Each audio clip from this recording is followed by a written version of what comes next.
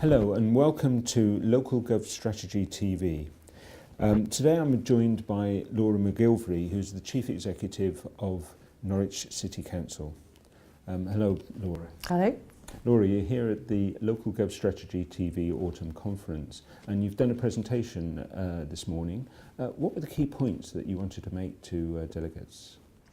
Well, it was great fun. We were focusing on two different areas. One was how to save money, and the other was how to spend other people's money and how to collaborate most effectively for best results.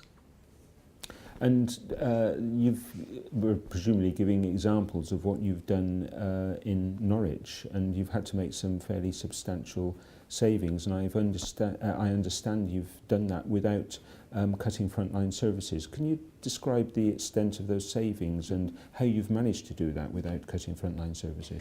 We've saved about £14.5 million so far, and we've just set our budget for next year as well. So we started off in the recession losing £6 million because we have quite significant income streams, both through sort of cash flow, but also through our property holdings, fees and charges and so on. So that dropped off pretty sharply and gave us quite a nasty surprise because £6 million is clearly a very big sum. Our controllable spend on the general fund side is 46 million, and we've also got retained housing stock, so a housing revenue account of 60 million. So we've been able to save over 20% of our controllable general fund spend without cutting frontline services, as you say. And the way we've done it is to basically say we will do anything at all that we possibly can to think about how we can drive out cost and keep frontline services going. So we've looked at a whole variety of different approaches. So from, first of all, controlling budgets more effectively, so not spending up to budgets, but spending what you need and then taking out the surpluses at the end of the year, through saving management costs. We're down to 2 directors now, which is pretty lean for a big district council. We've also taken out layers. We've been reletting contracts. We've saved millions through that. All of our sort of front-facing contracts were up a couple of years ago, so grounds maintenance, refuse collection, street cleaning, all of those. Unfortunately, we lost one of the contracts through the Connaught's collapse, but by reletting all of those contracts, we've kept saving money each time. We've done a series of lean systems reviews, so looking at driving cost out of our higher volume services. So a classic example of that would be benefits claims processing, where what we've been able to do is reduce our processing time from 40 days to about 14. And improving the customer experience and the staff experience at the same time. We've looked at priority-based budgeting. As I say, we've been out and about looking for any technique that we can find to save money. And are elected members supportive of the approach you and your senior officers and other officers are actually taking? Indeed they are, and one of the things that we've done is we've set up a series of masterclasses because we are always on the lookout for new ideas. So anyone we think has got anything interesting to say or they've done something that we haven't done, we invite them to come and talk to us, and that's to the senior staff and to the councillors as well.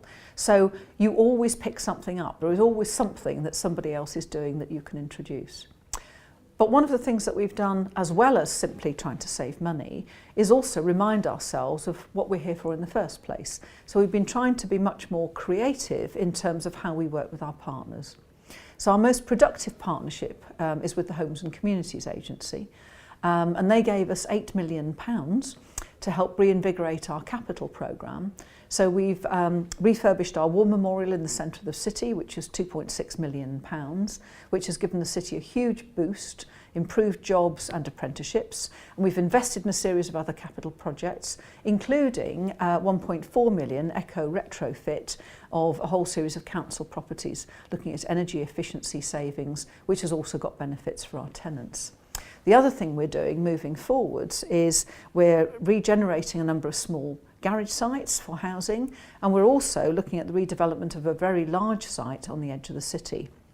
And that we're going to regenerate with the Homes and Communities Agency in partnership in stages. So what we've got is a small regeneration pot which we are going to refurbish and replenish as we carry on with that development.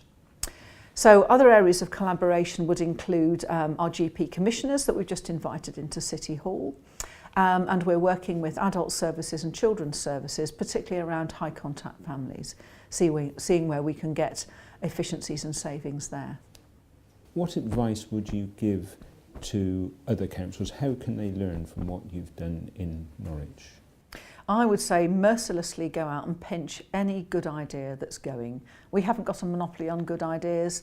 I'm not sure that many of our ideas are original. What we've done is we've just pulled them all together and then we've driven that process forwards mercilessly. So I would say that it's all out there for the taking, and the more we collaborate together, the better the benefit for our citizens.